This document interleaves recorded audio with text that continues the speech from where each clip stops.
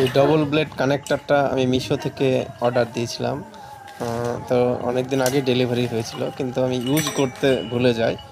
তো আজকে আমি জীবনে প্রথমই ইউজ করলাম, তো ইউজ করে ফলটা পেলাম কি, কাজ তাড়াতাড়ি হচ্ছে এবং সব কিছুই ভালো হচ্ছে, কিন্তু এর গ্রাইন্ডারটা আমার অনেক দিন ব্যারিং হয়তো পুরনো হয়ে গেছিলো, সেক্ষেত্রে ব্যারিংটাই নষ্ট হয়ে গেল।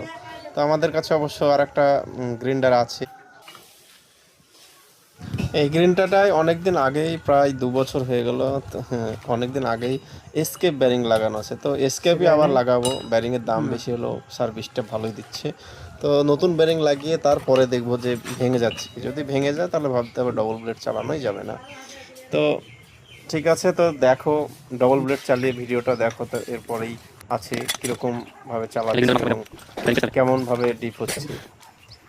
আর ভিডিওটা অবশ্যই লাইক অবশ্যই করে দিও, আর কমেন্টে অবশ্য জানাও যে আমার এই ডবল ব্লেড চালাবো কি চালাবো না, এবং তোমরাও চালিয়েছো কি কোনোদিন।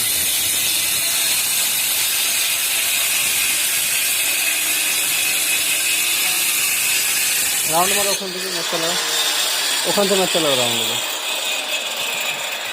দাঁড়াও, চক দিয়ে রাখবেন একদিন। চকটা কই গো তোমার? এই মালটা উপর করা কই করতে হবে না, আগে অত রাউন্ড মারলে এখানে ব্যাক পাবো না। দেখ উঠে ব্যাক পাবো না।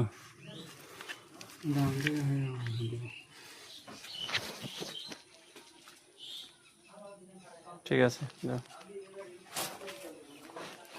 আগে বাম দিকটা দেখো।